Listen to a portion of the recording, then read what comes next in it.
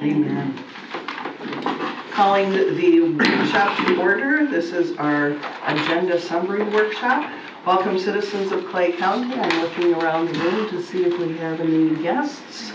It appears that most all of us are employees, sort of, of the school district. So thank you all for taking the time to come here. I know some of you feel a little bit coerced, but but it's great to have you here.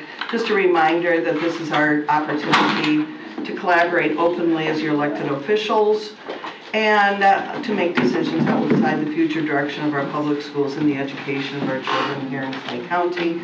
And if any of the public or any of you want to ask any questions, they are welcomed. Public comment will not be allowed. And if you have a question, please let us know.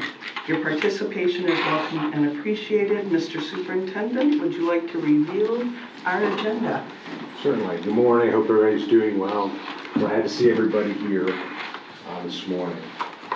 So, Doe, Discovery Oaks, is our school showcase. Of course, will be there as well as the principal will give an overview. In addition, I call the recognition of state champion athletes. And something remarkable about the group is that all but one are female athletes. And considering that it's March is Women's History Month, I think that would be, even though our board meeting's in April, I just found that, kind of significant there. Also, it's April's School Media Month, so there'll be a presentation about school media at our meeting. So to move on with the agenda, the first agenda item is the minutes from the workshop, the student discipline hearings, and the regular board meeting.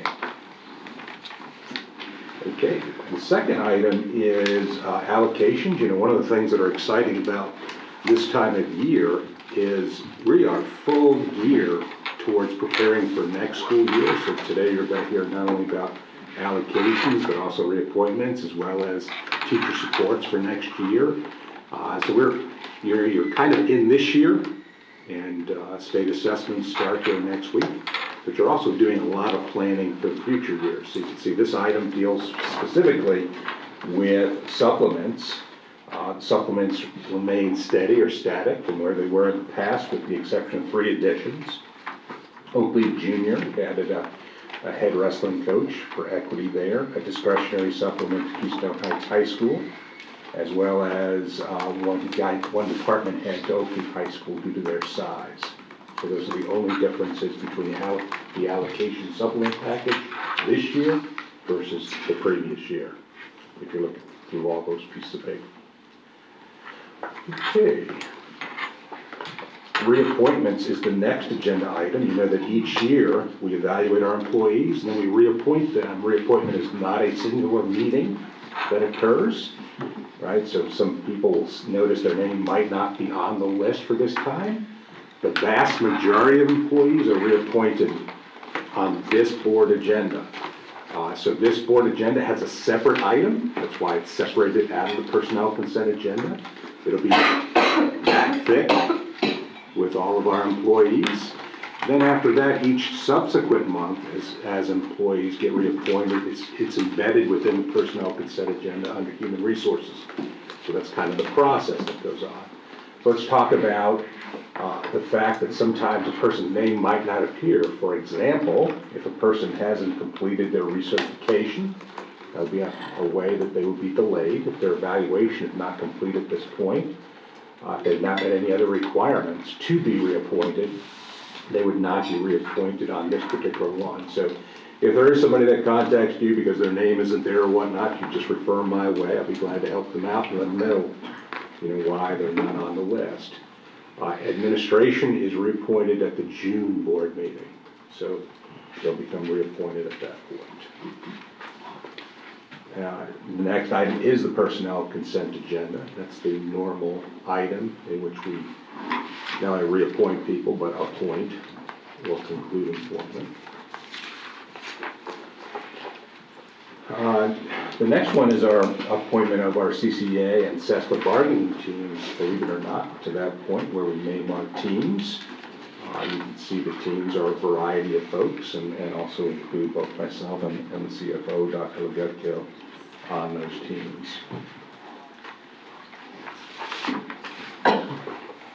guys are a chatty group, I think you should really limit your, Would you like us to ask questions? Because I can come up with some for you. I'd be more than happy it's to so help. smooth, the way you guys you just plow ahead, I love it. Okay, next, we have a proclamation to establish Teacher Appreciation Week. Okay, it's May 1st through the 7th, and also May 3rd as Teacher Appreciation Day. Awesome. Certainly we want to. That is a week that everybody looks forward to every year. It's like, ooh, we get a bagel for breakfast. For sure. Next, we have a proclamation for Administrative Professionals Week, which is the 24th through the 30th of April, and Administrative Professionals Day, which is April 27th. Okay. That was formerly known as Secretary's Day back in the day. Next, we have K-12 Academic Services out-of-state and overnight student travel. That's the routine travel that occurs. The next item is Florida Youth Challenge Academy for next calendar for next year. Next is a board notice to advertise for public hearing the school board policy on drones. One of the things that we don't have embedded within our current school board policy is a policy on drones. The use of drones has become more prevalent in society than it ever has, and therefore a policy is necessary. We use drones in our CTE program, we use them in athletics, we use them in STEM 2 Hub, etc. I don't know if you have anything else you want to add to that, Mr. Bickner, on the policy. Mr. Bickner's reviewed the policy. Are we using drones when we build our new school again, I hope? The CM will do. Awesome. So who has the drones? Are they Yeah, where are they facilities? Is it located? your department that has them, or does each school have them? Schools have them, depending on the program that they have, like Oak Leaf High School with the aerospace program, etc. So besides that, what other CTE programs are using drones?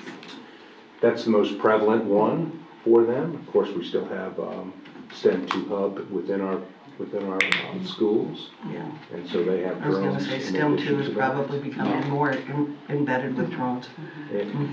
And so having policies for them become necessary. I don't know if you've ever encountered a drone out when you're at the beach or somewhere else and you're like, okay. Another It's kinda example, Fleming Island High School's photography CTE program. When we were discussing it at the workshop earlier in the year, one of the uses in photography is drones, obviously. Oh, I'm not opposed to them at all. And Just curious as to how many videography we and got all and sorts that. of, there's so many uses of drones. Yeah. Well, you saw it at the construction career days. Yeah. I mean, it's Well, and I over built, the top now. when we Yeah. were building Discovery Oaks Elementary, Yeah. Dr. Mr. Foster sent us video footage from the drone. And That's why I was we- asking if we're still gonna get that, because that was awesome. And some of it was him, but That was most of done it, by I the think, district. came I from think the that was- builder or the architect, CM. right? Yeah. Yeah. Right, but that's a perfect example So do we of have how many drones of are them? used. I can find out the exact numbers, so you know, a guess would be in the low 20s. Right.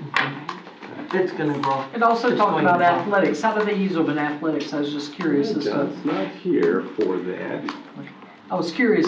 because it said also about athletics, so I I'm wanted I'm to. envisioning like, the taping of plays and those kinds of Yes, things. yeah. Where That's how before I've you used to seen it have to used. erect these huge towers to Oh, have yeah. a vantage For point. Graduations, I mean, there are all sorts of uses for the drones and have been.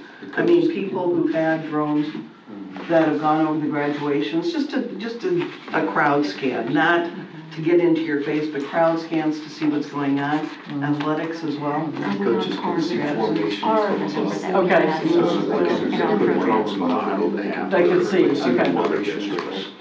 Somebody's going off sides all the time.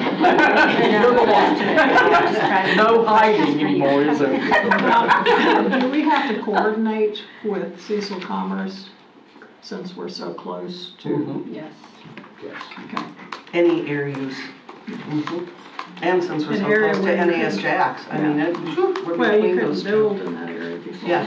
So now suddenly it's So, overcrowded. so interestingly enough, I was in Catawba Falls and was hiking, and in North Carolina up on top, and I get to the top of, it's a very difficult climb, and Sue and I are up there, and at the top of it, the top of the waterfall, and what comes by? A drone. And I'm like, you can't escape people, Yeah.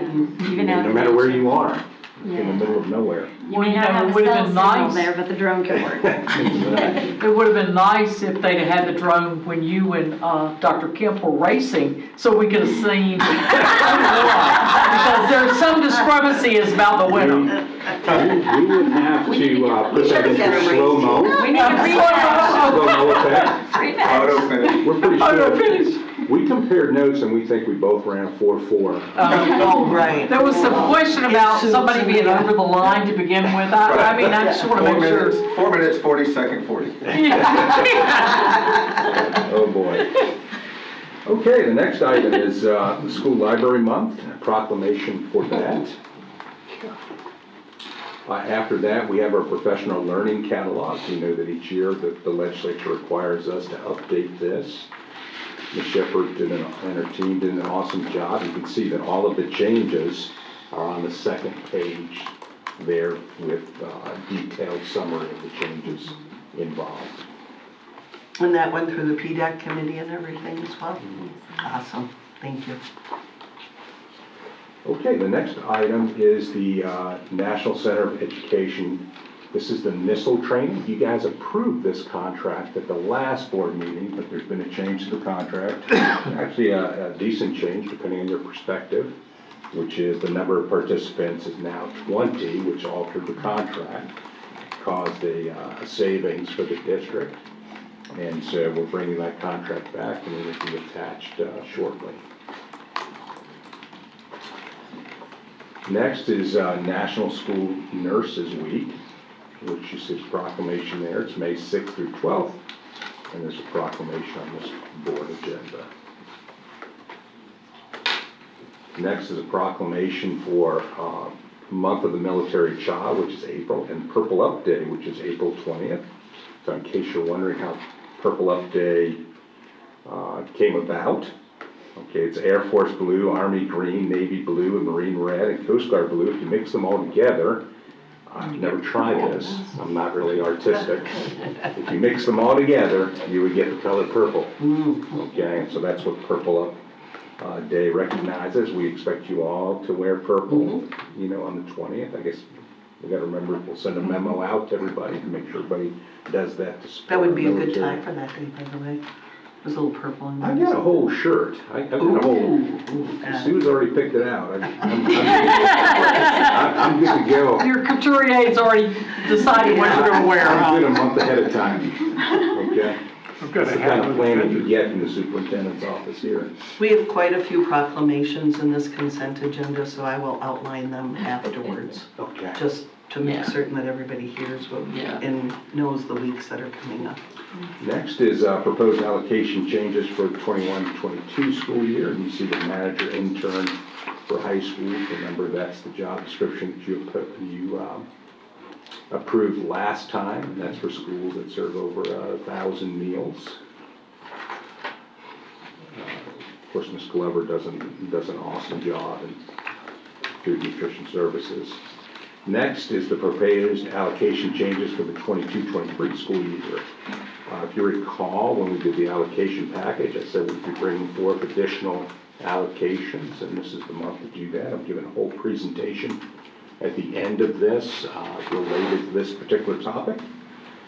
You'll notice that the ESOL classroom assistants are moving from a limited contract to a permanent contract to provide more job security for them. I think that's the right thing to do as our number of ELL students grows. We have about 1,064 ELL students, so roughly 2.5% of our student population is ELL. In addition, it adds the teacher support coach position that you see there, and that's primarily the difference between previous versions of this document. And so I'll give a whole presentation on this at the very end of the consent agenda. Next, we have the monthly financial reports for February. Budget amendments.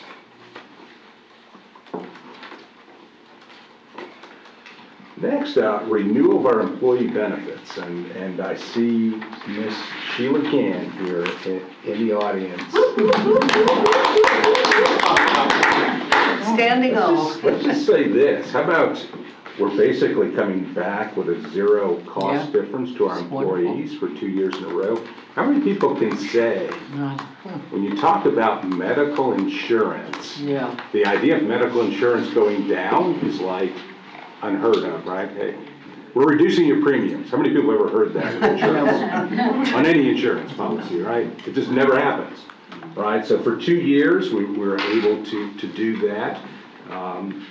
Due to the hard work of Sheila and her team, I'd like to recognize Sheila for the outstanding job that she does all the time. She's coming close to retirement here in a couple of months, and you know, definitely an all-star within our district and does a fantastic job. So that's 2 years in a row of a flat renewal, and that's a flat renewal across the board, as you can see from the opening document, both our life and disability, our gap, of course, our health care, which is the primary one. Dental and vision's on a rate hold until 2023. So this is welcome and celebrated news as I talk about retention of employees. This is one of those things that kind of factors all into it. Are there any questions or anything you'd like to say from the gallery, Sheila? No, just glad that we got another flat renewal, good way to go out. We're afraid for next year. Go out on top. Okay. Awesome, fantastic. That's welcome news for our Yeah. employees. So good, thank you. And thank you Yeah. for your years of Absolutely. service. You've been tremendous. Absolutely tremendous. You know, I don't think that's something we should approve. Is that in there yet? I don't think that, yeah. Well, Did we you catch do that? know it's only one keystroke on my computer, and Yeah, that's right. with board authorization. Yeah, that's we Get can- my permission to keep We working. can do that. We can do that. See that? You're not really retiring. You thought you were retiring, but we're keeping you on. You can make our office like a beach scene maybe, or Oh, help there we out. go, yeah. Yeah, you'll never Little know. easy chair. and- Okay, next we have deletion of certain item report.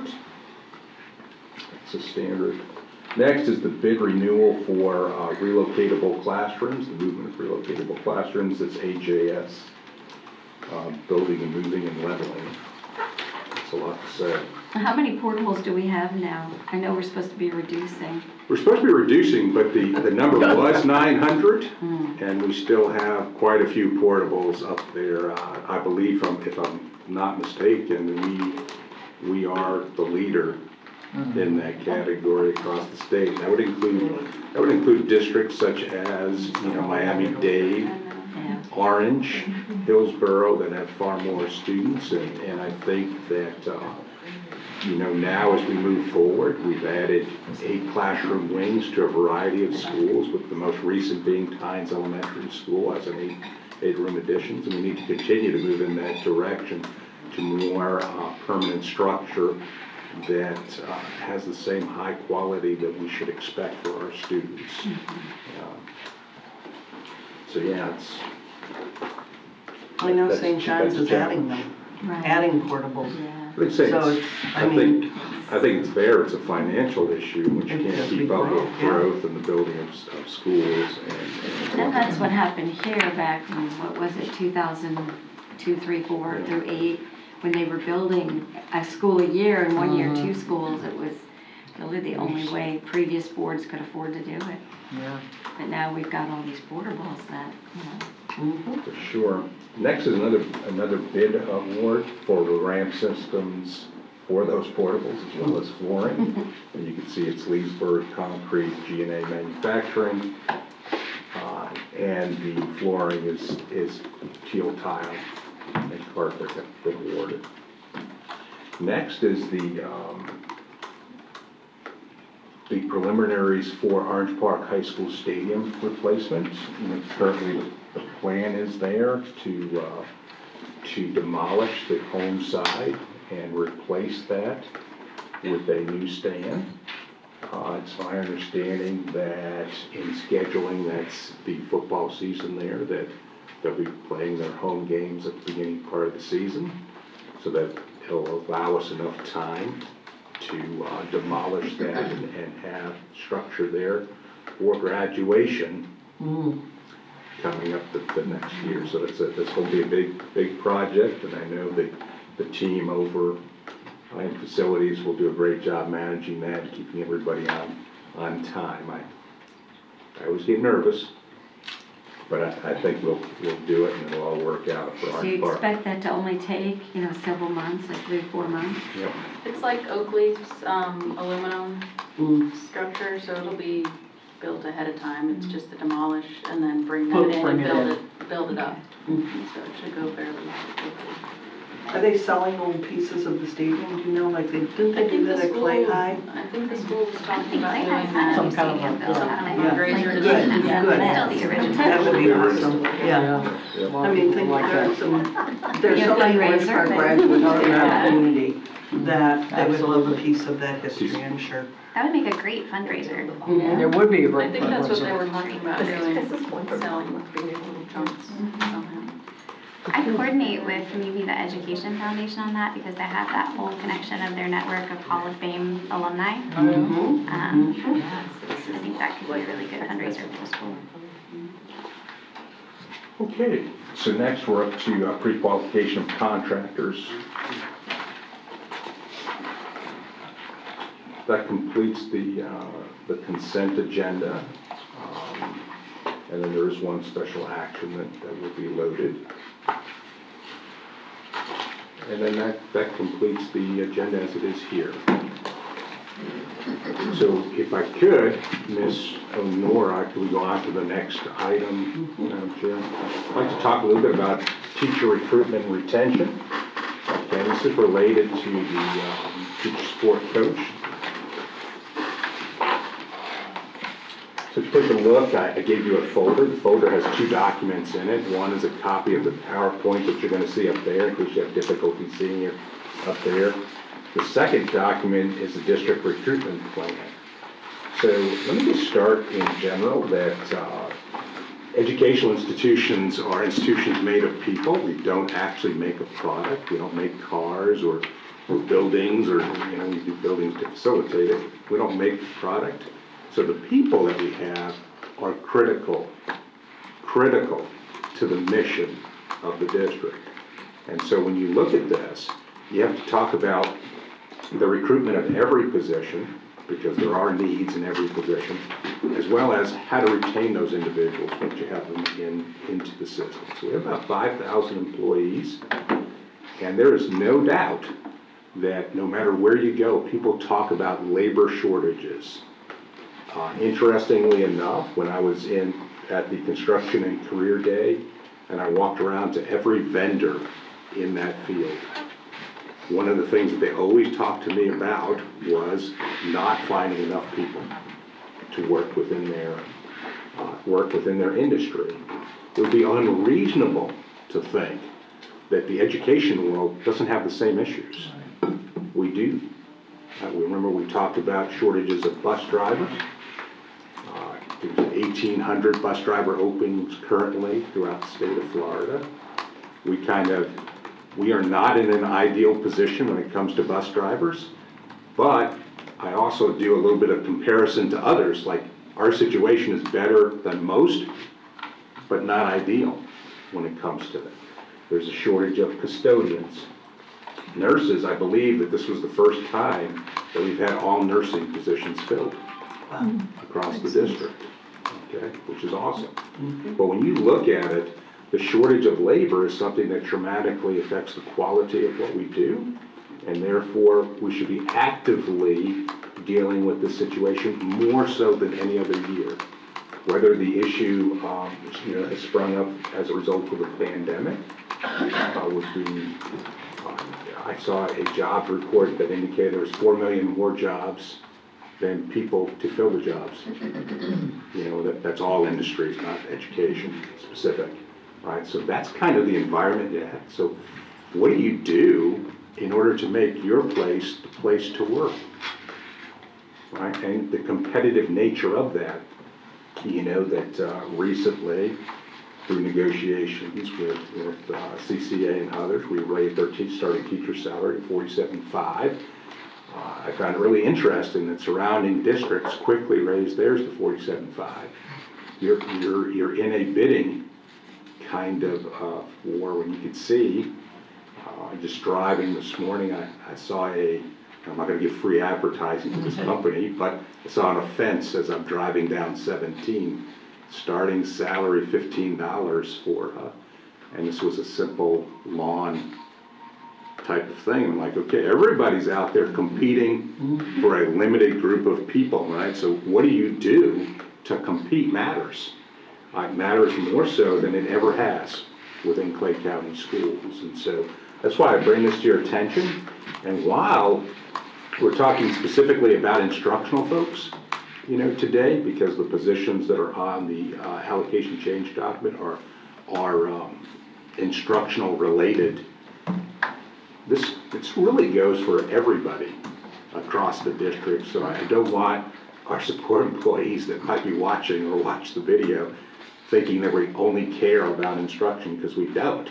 It takes a whole team of people in order to move the district forward and provide world-class educational opportunities for our students. But today we're specifically honing in a little bit on instruction. So I guess I'm going to point at you, Miss Honora. How are we doing this? Okay, let's point. Okay, is there another one? After that? Okay, go back. Yeah, Okay, go back one more. There we go. Okay, there we go. sorry about that. So really we have a three-pronged approach towards recruitment and retention. You can see they're very simple. It's recruitment. How do we recruit people in? And once you get them here, you have to support them so that they continue to be here. You have to retain them, in other words. Part of that retention is compensation and creating a work environment where people want to be here. No matter what school I was at as a principal, my simple mission statement was, I want this school to be the kind of place where students want to come to school here and employees want to work here. And that's very street language. Of course, we flower that up a little bit with more sophistication. But really, that is really what we're into. We want students to want to be here, and we want employees that want to work with our children to work here. So if you move on to the next slide, let's talk about recruitment. Within your folder, I handed you a whole plan. This plan goes into more detail than what I'm going to go over today relative to this particular issue, but it outlines both some support positions as well as instructional positions and what the plan is to recruit people to our district. So a couple things I'd point out about this. Currently we have 9 teaching vacancies here. Neighboring district has 150. To give you an idea of where we sit, Clay County has always at least had a good reputation of being a good place to work, right? And you heard me emphatically say it's not just a good place to work, it's a great place to work. As I travel around the state and meet up with other superintendents, and I kind of hear their woes and hear what happens there, it's very easy for me to make the comparison and be very thankful that we're in Clay County. That doesn't mean you let your guard down.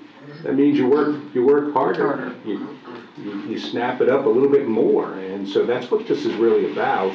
It's not about signaling, hey, there's an issue. It's about giving us a competitive edge against others competing in a tough labor market. That's really what this is about. Okay, so I didn't want you to think, oh my goodness gracious, there's an issue with this. We want to maintain our competitive edge. That's why we were first to go to 47.5. Now everybody else is following along to go to 47.5 because they realize they'll get priced out of the market if they don't, right? And so I'm very thankful that we were able to do that. When you take a look at the last bulleted point there, because recruitment efforts are more than just people in the district office, because we actually have a very small district office staff in comparison to the 42 schools that we have. Some districts have what's called district-based hiring. And in district-based hiring, you're hired by the district usually through the Human Resources Department, and then it's decided where you're going to go. So if you get hired by X district, you're not really sure what school you go to. You're told what school you go to, where the opening is based on your certification and based on where the need is for that. In our district, we've always had a proud history of being school-based hiring. You actually meet the principal that you work for, and you know exactly what building you're going to, okay? That's a very big key distinction, especially among larger districts where that is the case. So we feel like we do a lot of things right in the person-to-person contact of individuals to ensure that this is the place to work. Okay, if you flip okay, some of the traditional strategies that we use for recruitment. You can see a list of various colleges that we're going to. We started February 23rd, and that looks like the last one on this list anyway is June 2nd. We go to a variety of different schools. Remember, the teaching shortage is across the whole nation. So really, I've been asked before, why don't we go to other places? Like, you know, back in the heyday, and when I was a young principal, we went to out of state. I remember going to Michigan with Neil Sanders. Yeah. You know, to go ahead and recruit teachers in Michigan. Well, guess what? Michigan's looking for teachers too. It's not like this is like, you can just go somewhere else and there's this magic, you know, flow of people. I will What's say happening? though, Mr. Roski, there is an advantage to being a Floridian in the United States right now. And I would say that you probably could recruit. For Michigan. Any place You're gonna north, see on yeah. the next slide how It's we real tap snow into that. days. So if you flip these, you see here are some recruiting fairs and some of the things that we're doing, local strategies. One would be our interns. You know, we have interns come from a variety of different colleges that work within our schools. It would seem to me that those folks would be a great resource of people to tap into the teaching profession. We've actually met with principals of those schools where we had interns, talked to those interns, and offered conditional contracts to those individuals for next school year to get them before anyone else gets them, you know, in the process. They're comfortable within our schools. They enjoy working at Clay County schools. Seems like a natural to me. Our Parita program we started a couple of years ago with St. Leo. It provides a pipeline for our classroom assistants. We're currently working with teachers that want to become a teacher. There's a pipeline to capture those individuals and have homegrown people ascend to become teachers in that particular program.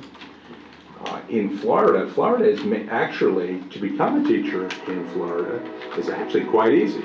With a 4-year degree and a little bit of know-how, we can steer people towards a career within education. You're going to see that the percentage of people that go through a college of education program versus those individuals that have a 4-year degree and decide to go into teaching is roughly about 75% non-education majors go into teaching, and the people that we hire. Not to pick on people, but I just happen to know this. I was a College of Ed major. I know Miss Troutman wasn't, because she was a teacher. Nope. Undergraduate business. Mr. Daly wasn't, no, wherever he is, not a College of Ed. So this is Kidwell was college med? This is pretty. UNF. This is pretty a pretty normal sort of thing. You know, there's a lot of on-the-job training that goes on when people are new to our profession and want to become a teacher. Mr. Broski, Yes. speaking as somebody who has a degree in nursing and is pursuing certification in education to teach, there is not a lot of clarity from the state as to what that pathway looks like. You are correct, which is why It used to be much more clear. Right, and it's very convoluted, and I can tell you, you know, from my network, there's so many parents who spend a lot of time volunteering for their kids' school, and if they knew that it takes X, Y, and Z for you to work here full-time, you might have an opportunity there with parents who have a bachelor's degree. I think people are gonna think we talked about this, because that's a perfect segue. If you look at the third box there, community information section, that's for anybody with a 4-year degree to come meet with people in person that say, hey, show me exactly the pathway that I would take to become a teacher. And advertise that employment calendar, what it looks like to be an employee as a teacher in a school. I think that's something that a lot of people with 4-year degrees, there's so much freedom and flexibility when you have so much time, you can follow your child's schedule. So Yeah, many selling points. yeah, absolutely. You know, even with our nurses, you know, our nurses get paid significantly less than if they worked in a hospital or other setting. And they primarily do that to be on the same schedule as their children. So that is a selling point. But if you're like me, I don't want to see stuff on the internet. I want to talk to people. Right? You know, I want to go to the meeting. I want to see. I want to look in your eyes. You know, and that kind of thing. And that's what that's all about on April 5th at the DTC. So if I come, they'll help me figure out what I need to do? Yes, we will help you. School counselors is another area, a critical need area. People don't go into counseling. And so there are teachers, there are current teachers that want to become counselors, and that's what that information session is for. You can see bolded is our Clay County in-person recruiting fair. Many of you have attended that previously. That's May 3rd at Fleming Island High School. And how often do we do that? We do that once, but we've also done it twice the previous year. Okay. It depends on need and where we're at. I do think that it was very successful when we had one for our support personnel and recruited custodians, bus drivers, et cetera. We'll continue to provide those. We used to get a huge opportunities. turnout when we had it And Ms. Russ, I'd like to say we're doing it Sure. a little different this year. It's going to be a weeknight. Oh, okay. Hopefully we will Instead of attract more Saturday. people instead of them having to give up their Saturday. Right. Oh, yes. So I we're think going to that try would be that more this year. successful. Yeah. So you know that how we advertise really matters. We not only have the one Clay site, but we use Talent Ed, which is our management site for employment, as well as social media platforms for Facebook, Twitter, and Instagram. And you also see teachers, because to your point, you were talking about nationally, Florida looks attractive with their increased teaching salary, increased level of freedom, etc. When you look at that, that's a national database that stores teachers looking for positions, and it's a way to advertise across the nation for people who want to become teachers. And I routinely, probably 2 or 3 times a week, will get inquiries from folks looking for a position. And of course, my name just happens to be towards the top of the website, so I wind up getting the emails and forwarding them on. Next, you can see Handshake is the actual platform for colleges. So that's where that information is housed to allow us to communicate with people that are in the education field in a college major. So that's a separate database that we exploit. Then you see EPI programs and floridateachers.org. That's a statewide database of folks that perhaps want to move within the state. Troops to Teachers is another opportunity. Various career fairs are the DoD Skill Bridge.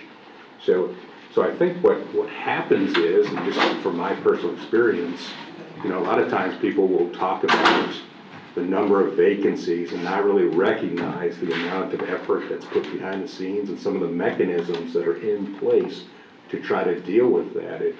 The world is much more complex than it used to be. You can't just throw one line out and expect a giant fish to go on one line. We're putting out multiple lines to kind of attract, almost like a fishing net, if We you need a will. seining net. Yes, exactly, right, in order to do that. And of course, like I said, you know, right now we're sitting at 9, which is pretty good in comparison to others. But the more people that we can attract, the higher the quality of the candidates that we can ultimately pick to work with our children. Back to troops, to teachers.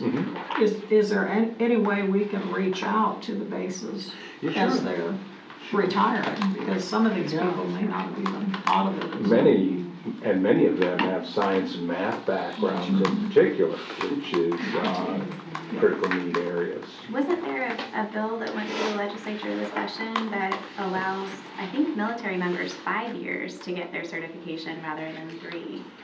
Yep. Right? So this particular legislative session has been interesting. It's going to require a lot of analysis. And we're in the process of doing that.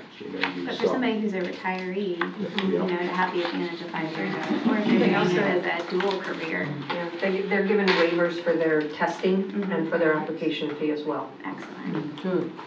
And we advertise all that to them. great. But wasn't there also, well, I can talk to you later about it, but there was another bill that if a military person had so many years of experience and only 20 credits? Or 60 credits, excuse me? There are different avenues, Like and an also AA they can degree? also get into administration. So there's several pathways that are available. There were a for them. couple that they were tinkering with in the legislation, and I thought, whoa, an AA degree with a couple of years of military experience is not necessarily I think the strongest base for a teacher. And then put them in front of a first grade class. So now we've reached the point in the process where we've hired them, right? Okay, you got to do all those things to recruit them. Now that you've hired them, you have to keep them, right? Because if you don't keep them, then you have to wind up hiring more. So then the question is, what do you do to keep them? Yeah. And one area that I would say that we worked on significantly is the support. How do you support people? You know, most people that go into teaching do that because they have a care for children, a curiosity for learning. That's why I became a teacher. And if you don't provide the support where they feel supported within that, they're not going to stay. In addition, I will tell you, as a proud parent of 2 of them, younger folks tend to view jobs as mobile. You know, they don't, I remember, hearing this from Nicole, when Nicole Young had gone, I said, hey, why, kind of exit interview. She more or less said, well, I only expected to be here for 2 years. And I thought, who goes into a job thinking that, right? Back in my day, I went into it thinking, okay, I'm here. let's go. 30 years I'm all later. in. Yeah, Taking exactly. pension.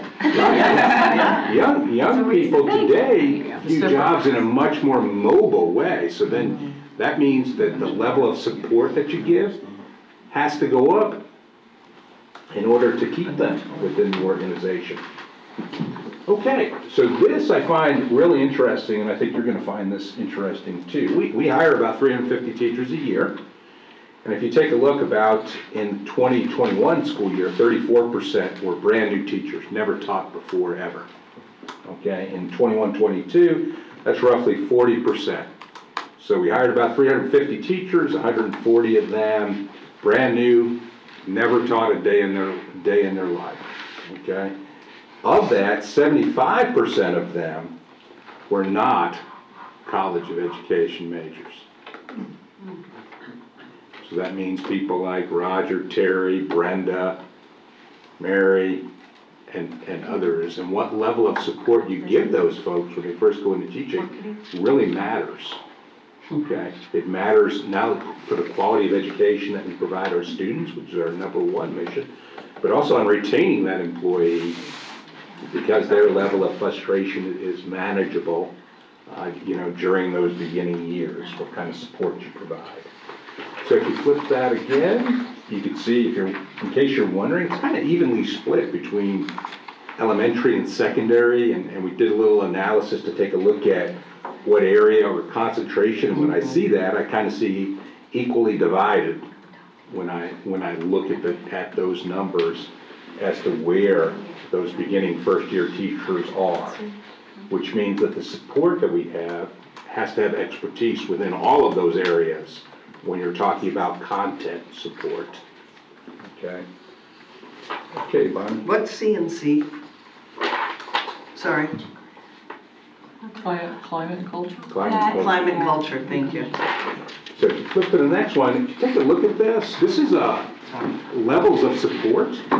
So if you look at support, it's coming in 3 different levels, and visually, it's the core, it's the support we provide everybody, kind of across the board support for everybody. Then you see in that middle section there is team-based support.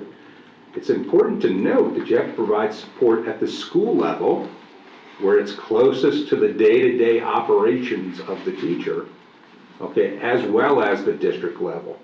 Whereas the bottom part of this inverted triangle is the specific side-by-side coaching on content relative pedagogy for teachers that are new to the profession. So trying to point out that there's different levels of support, different areas by which support needs to be provided. The school level support, as well as the district level support. Okay, so you did notice that one of the positions that was on the agenda was for the teacher support coach. Like, what exactly does that person do with teachers? You can see one of the things they would do is meet weekly with those new teachers, providing coaching cycles. We're thinking about 5 visits. More of a gradual release model. I model. Okay, we do it together, and then we release it to you in order for you to have the full experience. Let me just say something.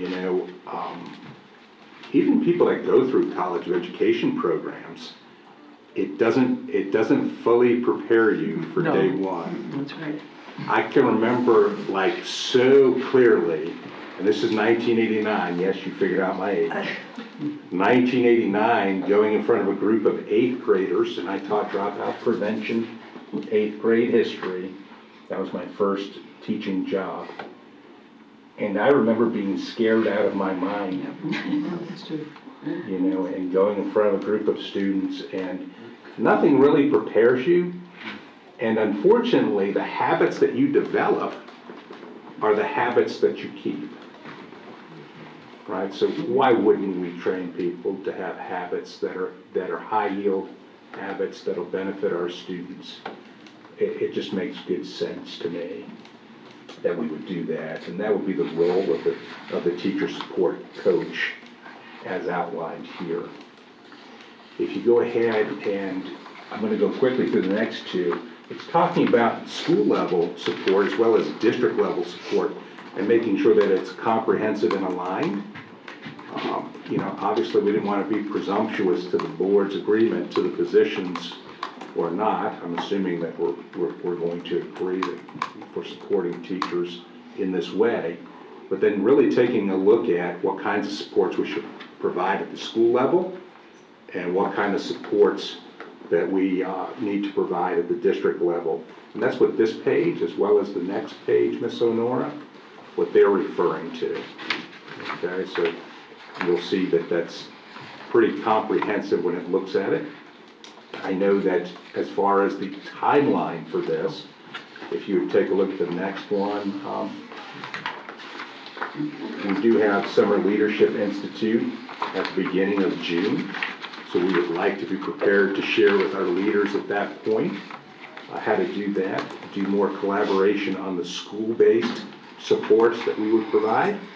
When you're looking at climate and culture and providing an atmosphere where people want to work, okay, you have to provide supports both at the school level and at the district level. And you can kind of see the basic timeline for that. Now, if you hit the next one, the benefits would foster a culture of support, connection, and resilience. People want to be a part of a team. People want to feel like what they do is valued. Right? In order to make that happen, you should be deliberate and intentional in your practice to make sure that it happens. It just doesn't happen. Sometimes it doesn't happen naturally. I've always believed in that, so I've always focused on that, and generally people wanted to work in the building that I was there, because people knew they had a connectedness to me and openness, and we're part of a team with a common mission. That doesn't always happen though, and so you should be intentional in how you do that. At the end, you can see increased certification support. One thing that does happen is people that get hired on a temporary certificate sometimes have difficulty managing the state requirements and how to manage their time over a 3-year temporary certificate to prepare themselves for a professional certificate. So providing embedded support for those people is critical, because if you have 4 things that you need to do in order to get certified with a professional certificate at the end of year 3, and you've done none, and it's year 3, and it gets to Christmas, you start to feel the pinch, whereas somebody helped coaching the time management of how to make that happen within a 3-year time frame would be much more beneficial to people and less stress put on the new employee. So part of retention is compensation, right? The number one reason why people leave a job is typically their work environment, their supervisor specifically. If you read any HR research, that's the number one reason why people leave a job. They feel like the people that they work with, they aren't connected to, right? Well, you still have to eat and maintain a living, so you have to be compensated, okay? So if you flip the screen, I just want to, give kudos to this board for their support of their employees. When you take a look at the things that we've done together over the past couple of years, now we have a starting teaching salary at $47,500. And I always give this example. I started in '89. My teaching salary was $18,300 at that point. 30 years later, the starting teaching salary was $38,000, so roughly $20,000 difference. 30 years, it went up $20,000. In 2 years, it's gone up $10,000 more, right? So this is significant to attract new folks to our profession, but also we can't leave behind our veteran teachers, the teachers that have been here with us. The compression of the salary schedule causes some undue angst with our veteran teachers. I'm thankful that the current legislation provides more flexibility, and I believe that we were wise in meeting the TSIA requirements early enough that we can then address how to deal with our veteran teachers and veteran teacher salaries. And I know that that'll be a focus coming into negotiations this upcoming year. The second bullet point, the amount that the board has contributed towards employee benefits has gone up significantly in the last, I'm going to say 4 years, 5 years. We've spent more on our employees. The fact is, we were way behind. In the board's contribution towards insurance. So it's with great pride that we did absorb the costs that particular year, and now 2 years in a row, a flat rate for our employees is fantastic. We've offered COVID leave for 2 years. Okay, one of very few districts that have done that.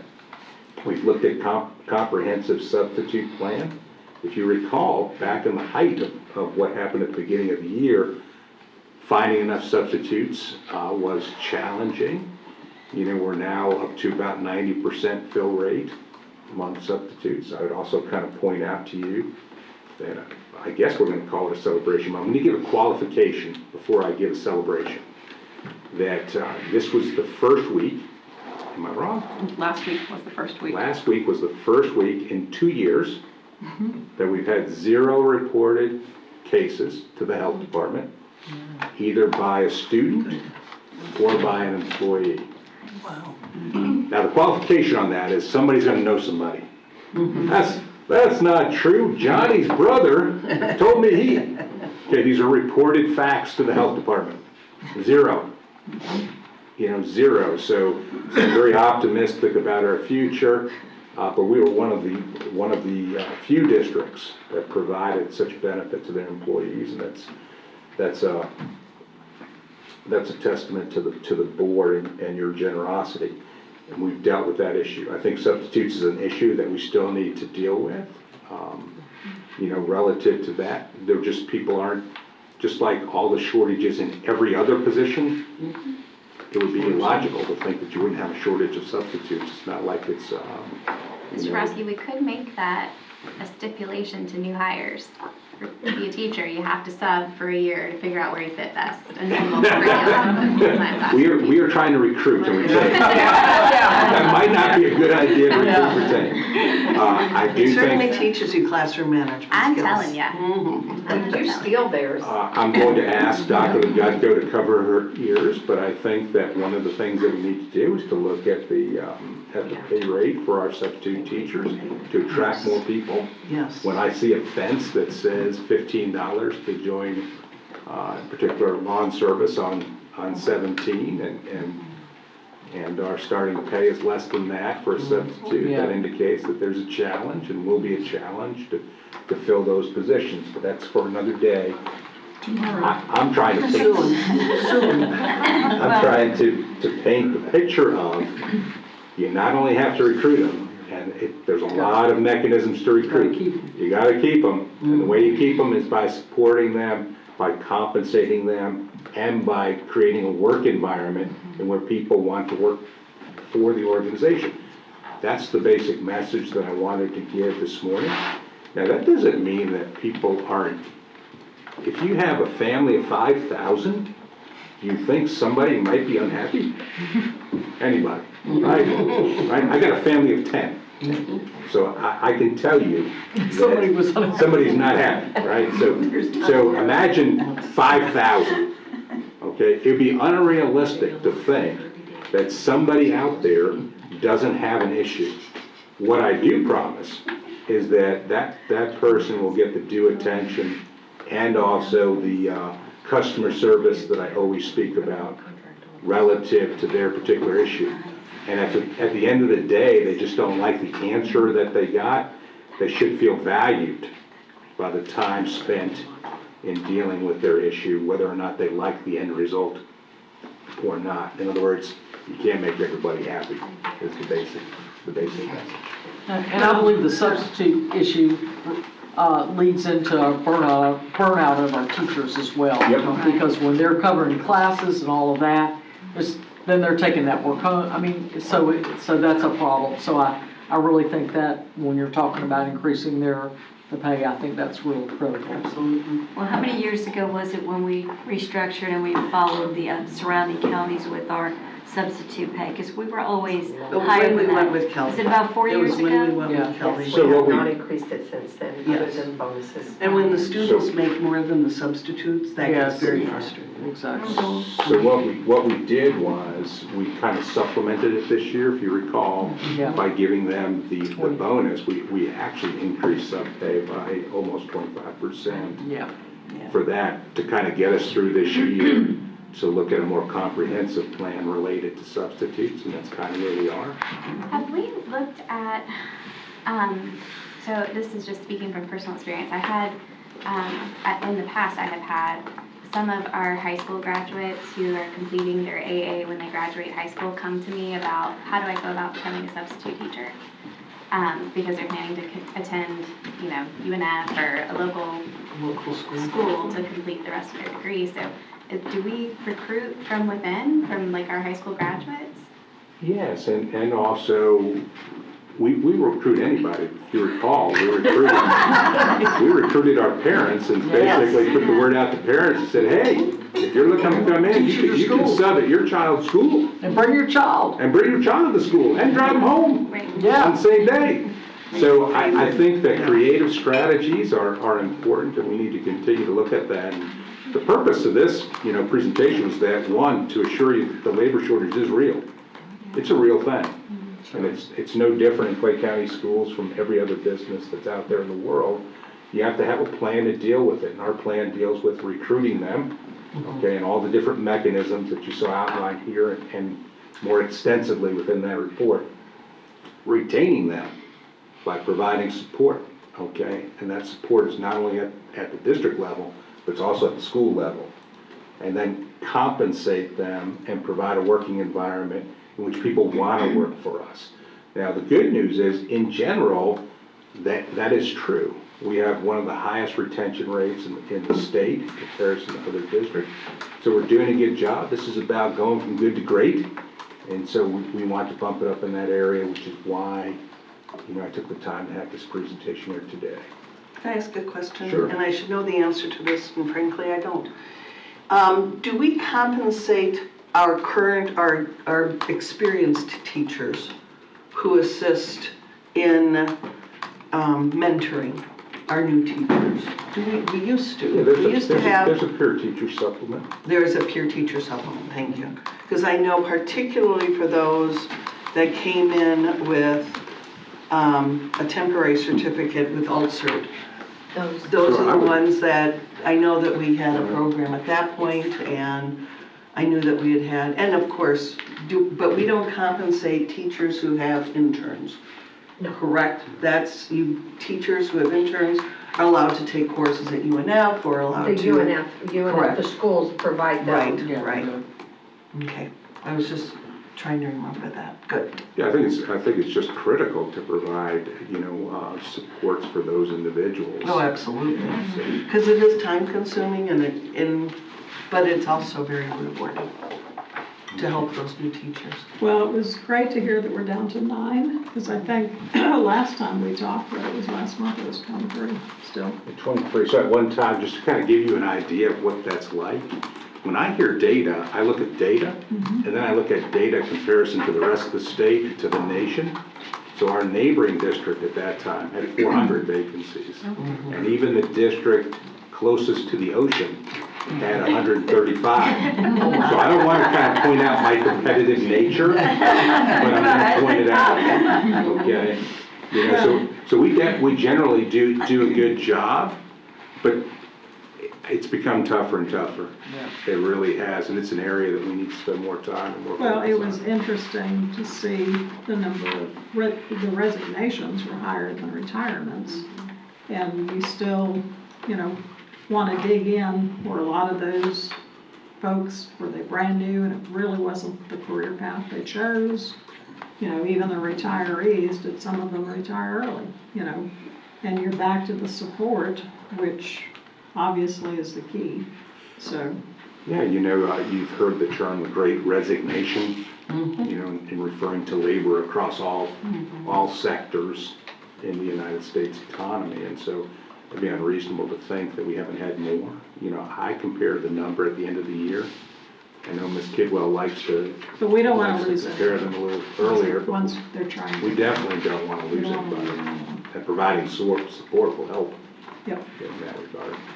Mr. Roski, one idea for the substitute issue, going back to talking about our graduates, I know we have a lot of dual enrollment students, for example, at, let's say, Fleming Island High School. And a lot of those kids have been with us since kindergarten. How many of them would love the opportunity to go substitute in Fleming Island Elementary, where they went to school just a few years ago with their favorite teacher?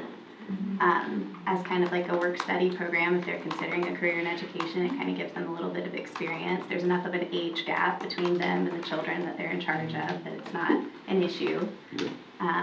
But I don't know if that's something we've looked into, how we could advertise that to students as an We opportunity. can certainly advertise to those folks that are in dual enrollment programs that wind up graduating with an AA degree. I don't know how many would be interested. Most of those have a very focused career path of college that they go to, but it's worth a shot. And I think that's what we're getting at with the CTE program, Yep.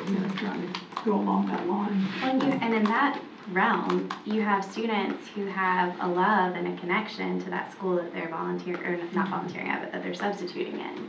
And I think that can make all the difference in the quality of a substitute teacher that you get, even though they're young, And some of it's kind of short-term, because I actually know a couple employees that have college students, and when college ends, they're coming back to substitute that last month Right. prior to that. Well, at Keystone, we have more dual enrollment students earning their AA than they cumulative of the rest of the district, so. And a lot of them, when they're earning their AA, are doing it off of campus at Right. college hours. So Right. there might be an opportunity while they're even in high school working on their AA to substitute at their previous elementary school. And I know when I got my AA and was going to JU, I was able to arrange my classes for Monday, Wednesday, and Friday, and so then I substituted on Tuesdays and Thursdays. Exactly. And that really was what kind of catapulted me to become a teacher. Yep. And see, because I hadn't really made kind of a decision, I'd got my AA, but, so, I yeah. did the same thing in nursing school. I went to work at Wolfson as a tech while I was in nursing school. Yeah, so. And I got that experience in pediatrics and realized this is not for me. Yeah. I need to be in a different part of the hospital.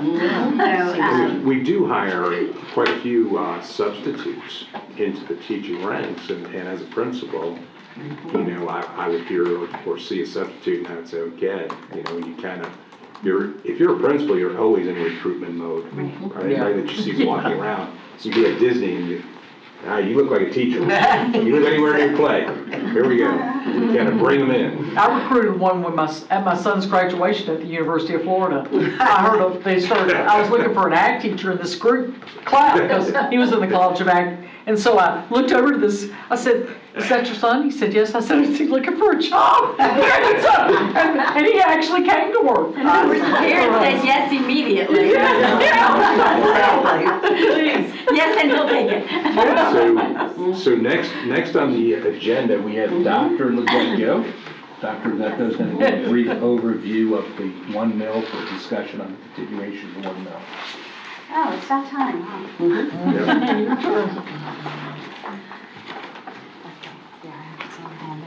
Thanks. Thank you.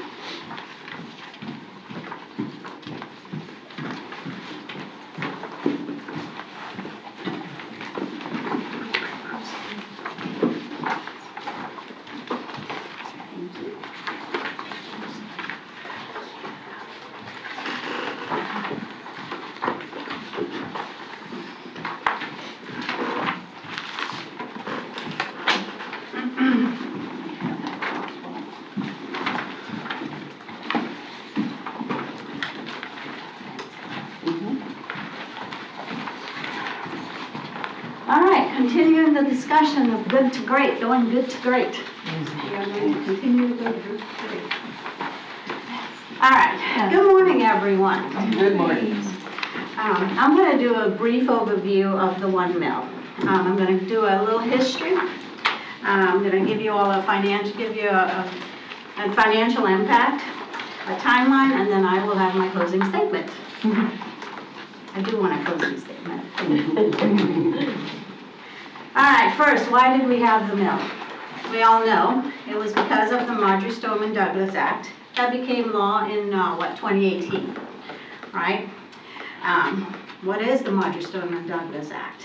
That act was a requirement by law in 2018 that requires all of our schools in Florida to have an armed personnel on campus. That armed personnel could be an SRO, school resource officer, or a guardian on our property. Prior to 2018, before the Marjory Stoneman Douglas Act came into place, Clay County did have an agreement, and we did have some officers on our property. However, it was limited. We had 3 local agreements. One was with the Sheriff's Office, Clay County Sheriff's Office. The other one was with Green Cove Springs, Green Cove Springs, and Orange Park. So, however, the support that we received at those schools were limited. It was only at our junior and our senior high. So we really didn't have full-time officers in all our schools. Marjory Stoneman Douglas Act requires us to have the officers at every one of our schools. As a result of, as always, an unfunded mandate, there was some concerns and some barriers that we faced as a school district. And how were we going to fund this? In 2018, the board and our administration reached out to the public for their help. requesting the mill increase. And of course, they agreed. They supported that endeavor. The mill was for 4 years and specific for safety and security. What does that mean? It meant that we were going to fund our SROs in every school. We were going to place an SRO in every one of our schools. In addition to that, we were provided funding for safety and security improvements at our buildings, at all our schools, which was also part of that mandate. It did not matter. We had to do what we had to do. This was statutorily required, no matter what. We have to do this. Of course, the mill passed, all right? Once it passed, Clay County School District created the police department. With, of course, we had the continuation of some of our guardians at the larger campuses. We did also continue a partnership with the Green Cove Springs Police Department and the town of Orange Park. So we funded a police officer in every one of our schools. High schools, junior highs, and every elementary schools using that one mill. So the next slide represents how we spent the money in the last 2 years. You can see it was targeted specifically for what the resolution said, for funding our safety and security of our buildings. Next slide. Part of that, of course, I talked about the hardening of our schools. How did we spend those dollars? Of course, it was costly, but here are some of the items that we did. I mean, we put fencing all around our buildings. Front office enhancement, intercoms, single point of entry. We did a lot over the last 3 years. And we continue to do great things with the money. Continue. Let's say over $10 million for the 2 years were spent on hardening projects.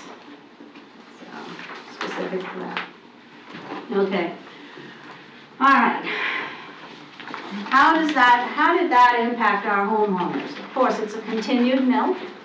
It's a continued mill. And of course, one mill equals 1/1000 of a homeowner's property. That means 55 cents to continue to fund the mill. It's a continuation of the mill, 55 cents. A daily rate of 55 cents for each homeowner. It would, let's see, homeowners. Now you're wondering, well, we have the half-cent sales tax. Why can't we use that? Well, again, the law prevents us from using it.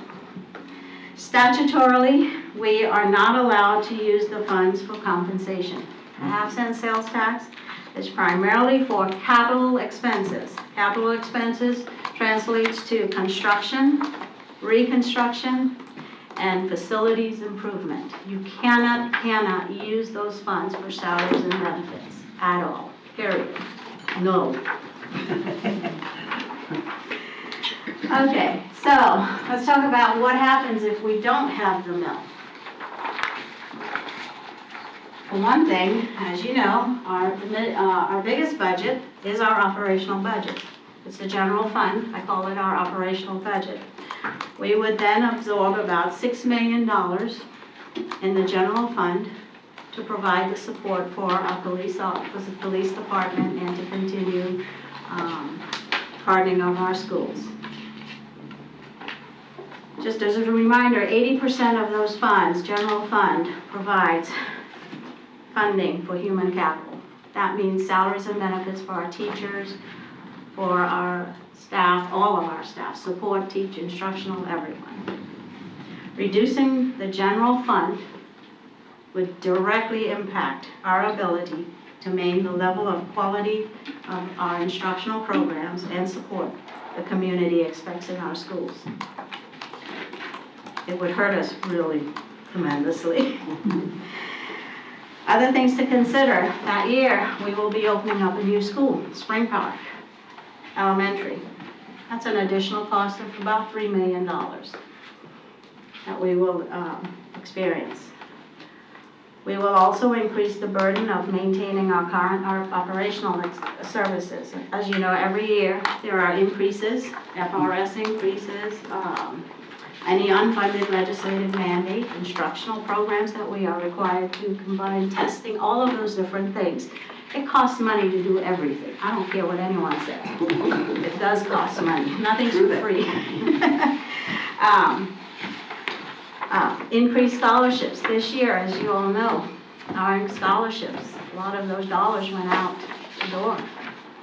It was significant this year. Who knows what next year will bring? So the other thing too is, of course, as we continue the mill, the charter schools will now be eligible for those services. So they will receive a proportionate share of those dollars now, moving forward. Move on. Next.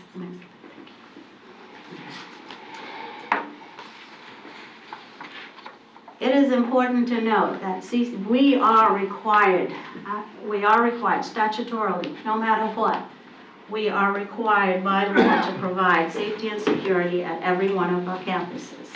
We are required to provide an officer at every one of our campuses. I would like to say that creating our police department still remains the most fiscally responsible option to protect our staff and our students at all of our schools.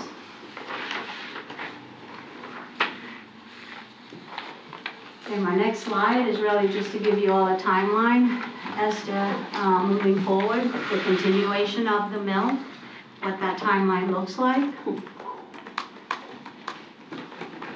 And of course, the next slide. Is there a next slide? No, sorry. Okay, it's my closing statement.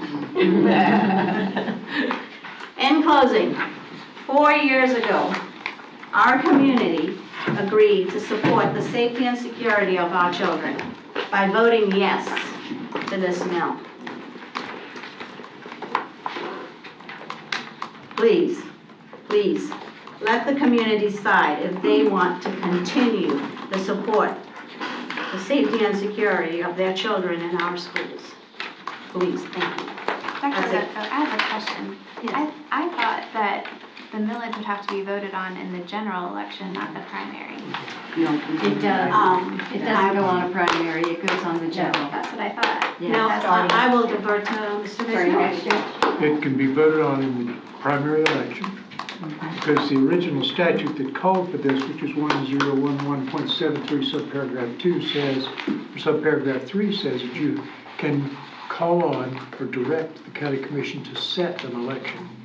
They don't set the general election. So you could set it at a primary, you could do it at a primary, you could do it at a special, you could do it however you wanted to. The statute that's changed doesn't come into effect until October the 1st, 2022.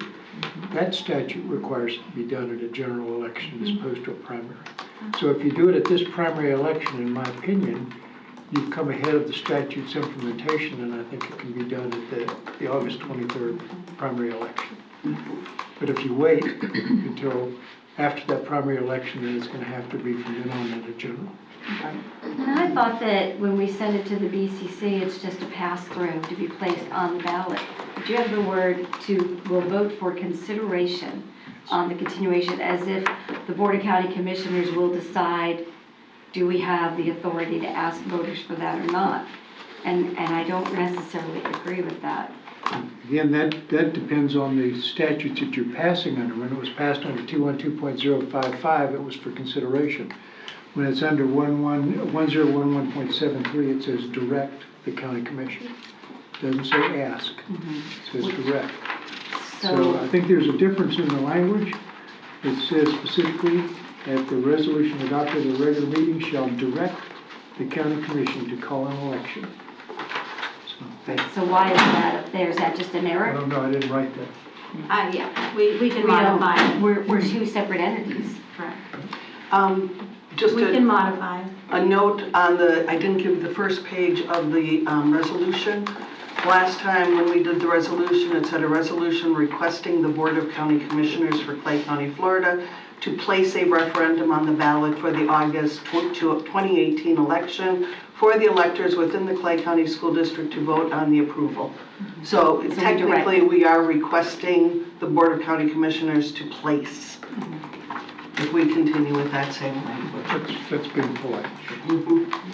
And it's supposed to be a pass-through, as I recall as well, Ms. Carricker.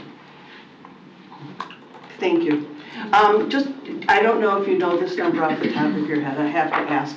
How much does the state give us for the safety and security of our students, approximately?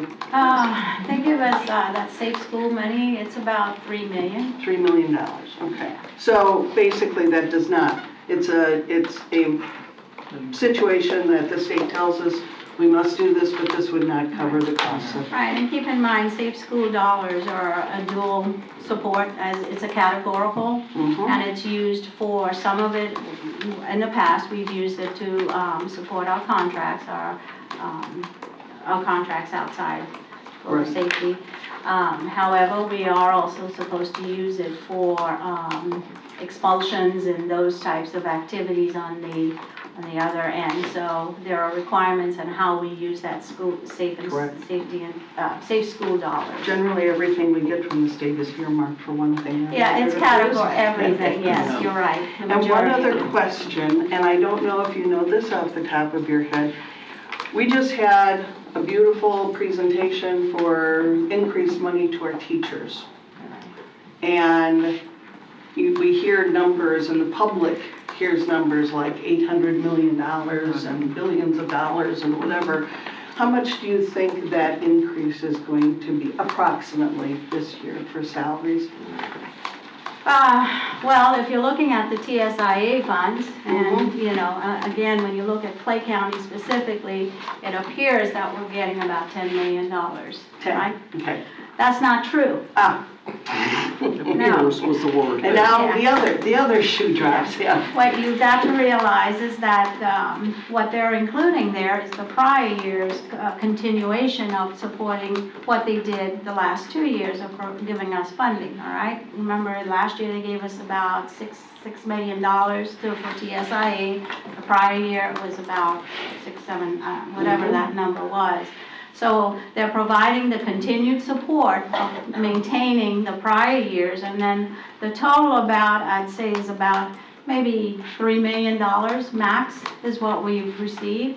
We have not really calculated final numbers because the governor has not signed the budget yet. Right. Once that's done, then I can get a really better picture of where we really are funding-wise. But it's not the pretty picture that's going out there. I'm going to be honest. It's not. It never is, So, but yes, I would say it's about $3 million going specifically for TSIA. And the reason I ask that is because that's this year.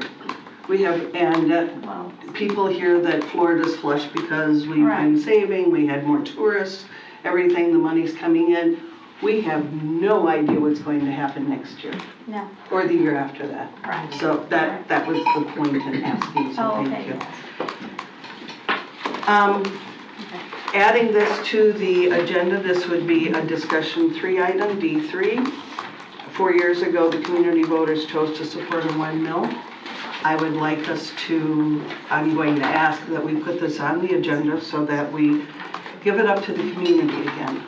We're not making the decision.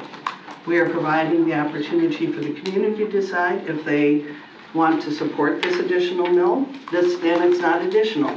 It's a continuation of the mill. And the paper that I gave you is basically the ballot initiative. And basically the ballot title was approval of 1 mil of ad valorem millage tax for school security and operating expenses. I would like to add, if we could, Mr. Bickner, either in the ballot title or in the ballot summary, a word that reflects a continuation of the mill that has already been approved 4 years ago. Additional, rather than saying additional, it would say. Correct. I don't want people to think, oh my gosh, they're asking for more money again. We're asking for a continuation of the mill. And it says, shall an additional 1 mil of school district ad valorem millage tax beginning, and it would be July 1st, 2023, because we are done 2022, and ending 4 years later again, 2027, that sounds like so, I'm sorry, those numbers just sort of, anyway. Be approved to enhance the safety and securities of students and staff and provide for necessary operating expenses of the school district. Just to be clear, you're asking for that for April 7th rather than May 5th? which is- Yes, I was going to suggest that we do this on this agenda to give us a chance to discuss it. If we choose to agree to it and make a decision at this board meeting, that would be ideal. But we are a month ahead of what we did this last time, 4 years ago. And I like to be a little bit earlier rather than later in this situation. Having spoken with Mr. Chambliss at a meeting recently, he indicated there's really no problem putting it on the ballot and basically follow the same procedures that we've done in the past. So I know that unfortunately the public assumes that we are saying, oh, you want to use our money again, you're asking for, we're asking, but they're the ones who make the determination. So if there's any comments, anything that you would want differently in this ballot summary so that when we provide it as a support to the agenda, by all means, feel free to share. There are, if I may speak, there are Yes. some things that I will have to look at and determine how to fit it in. We have specific requirements for the number of characters which constitute a word and what the number of words it can be in all of this. And so, based on the passage of the statute 2019, when it amended 101171, paragraph 9, the money has to be shared with charter schools on a pro rata basis, and the language in that statute says the referendum must contain an explanation of the distribution methodology consistent with the requirements of the statute. So somehow I have to figure out what the methodology is and what the language we're going to be able to put in there and still fit within that word and letter number that's required. And it's not hard to do, it's just a matter of sitting down and doing it. And that has to be in the ballot summary itself? Everything has a limit. The Right, ballot no, summary has a limit, the ballot language has a limit, and the ballot language has to have the language in it about charters, but the ballot summary has to reflect what the ballot is about. Got it. So they work together. That was my only thing, and I haven't reread, I know I've read that several times because I've kept it on my desk for 3 years. I haven't reread what was done in 2018 to make sure that it meets all the things that are necessary, but that's... And a question to you, and I know that this is sort of time sensitive, obviously, for the next meeting. Would we be able to do this within the 48-hour drop for the meeting? I think that we can do it. I think my biggest problem is going to be getting it to the county attorney to look at it, because she is much more Exacting, shall we say? We'll use that word. About the language that's used, and so how I put things together in the ballot summary and in the ballot language were a bone of contention when it came to the half cent this last time, and hopefully we can get through it without a lot of dragging, because I would like to have it available for the, Okay, do we need to do that prior to the meeting, that we would discuss this, or? It has, what you're passing is a resolution. Right. What you're passing is a resolution with ballot language and all of that information. So we do have to get So her. it has to be done before it's passed, otherwise you're gonna have to wordsmith it and then bring it back in May. And it sounds like you want it in April. I think we can do it, she's very good. It just depends on how busy she is as well. Right, okay, thank you. Any comments, questions regarding this? Okay, thank I you. would- Oh, I'm sorry. Sorry. Mhm. I I would think the general election would be better than the primary due to more people voting. And we want more of the entire voters in Clay County to have a input. And that's a decision that we can make at the meeting when this is brought up. Unfortunately, we can't make any decisions No. in a workshop per se, but that's a comment. Those are my comments. Thank you. Thank you. And one of the concerns that, and it's not a concern, it's just a fact, basically. When I spoke with Mr. Chambliss, he indicated that the earlier, not earlier in the election, but earlier time-wise that he could get whatever language we have, the better, so that his ballot can be prepared appropriately. So, because if it goes to, we have to go to a page or a page and a half or a page and a half. As I recall last year's, or 2 years ago, the ballot was 3 or 4 pages long, if I'm not mistaken, with all of the different things that were coming down the pike, so. Okay, so that will be discussion item 3. Thank you all. Mr. Fichtner, any further comments? The only other thing that I've seen that I think impacts this possibly is I think probably because the charter schools are involved, I think there'll be some charter school, maybe some charter school support for the brick and mortar charter schools. There is a change in the electioneering law in House Bill 921. It's been passed by both houses. Neither of these has been signed by the governor at this point. So it may take some education to give a little bit further advice on how we can approach promoting with education, because you can't promote by supporting a position. One's electioneering, the other one's education. And we can educate, but we can't electioneer. And I think that's going to be something that if the charter schools become involved with this, that it may